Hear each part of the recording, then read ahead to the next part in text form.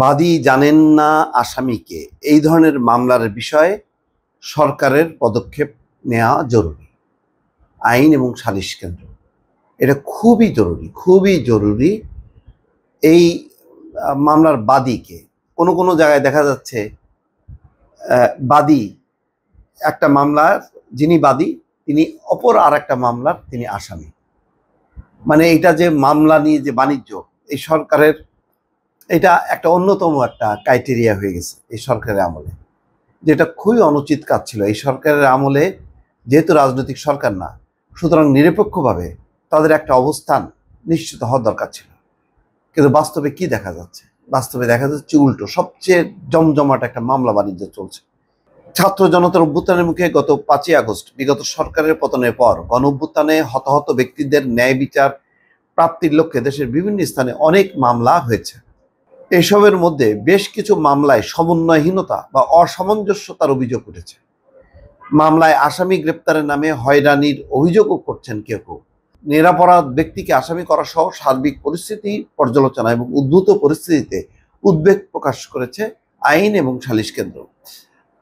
আইন এবং সালিশ কেন্দ্রের সিনিয়র সমন্বয়কারী আবু আহমেদ ফয়জুল কবিরের সই করা একটা বিবৃতিতে এই উদ্বেগ প্রকাশ করা হয়। তাতে বলা হয়, ছাত্র জনতা হত্যার ঘটনায় মামলা করার অধিকার সাধারণ মানুষের রয়েছে, তবে উদ্দেশ্যপ্রণোদিতভাবে এসব মামলায় কাউকে কাউকে ফাঁসানো বা হয়রানির উদ্দেশ্যে আসামি করা হলে তা মানবাধিকারের পরিপন্থী। এতে বলা হয়, বৈষম্য বিরোধী ছাত্র আন্দোলনের শুরু থেকেই ছাত্রদের ন্যায়সঙ্গত দাবি এবং তাদের নেতৃবৃন্দকে গোয়েন্দা হেফাজতে আটক রাখার ঘটনায় সুপ্রিম কোর্টের সিনিয়র আইনজীবী ও বরেণ্য মানবাধিকার কর্মী জেডাই খান পান্না আদালতে আইনগত পদক্ষেপ নেন, অথচ তাকেও একটি হত্যার চেষ্টা মামলার আসামি করা হয়েছে।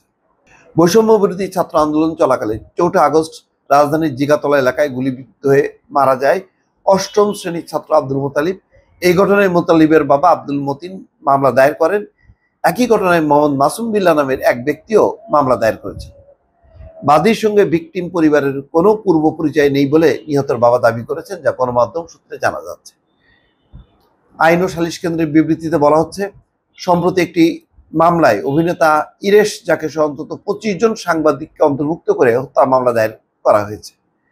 নাগরিকদের অধিকার রক্ষা করাই আইনের উদ্দেশ্য, কিন্তু এই ধরনের উদ্দেশ্য প্রণোদিত মামলা কখনো কখনো আইনকে ব্যবহার করে নিরীহ মানুষদের হয়রানির ঘটনা অগ্রহণযোগ্য। বিগত সরকারের সময় বিভিন্ন সময় গায়েবী মামলার ঘটনায় তোলপাড় সৃষ্টি হয়েছে, যে বলা হচ্ছে যে গায়েবী মামলা, গায়েবী ঘটনায় গায়েবী মামলা।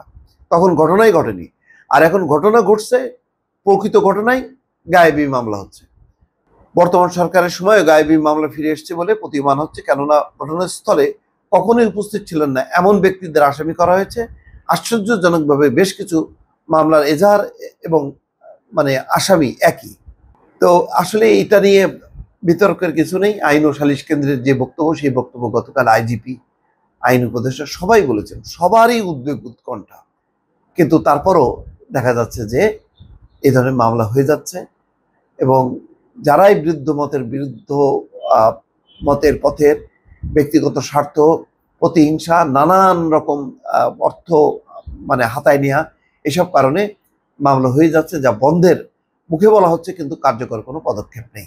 সেই কারণেই আইন ও সালিশ কেন্দ্র বলতেছে যে মামলার বাদীকে, বাদী জানেন না আসামিকে, এই ধরনের মামলার বিষয়ে সরকারের পদক্ষেপ নেওয়া এখন খুবই জরুরি। দর্শক ভালো থাকবেন, আল্লাহ হাফেজ।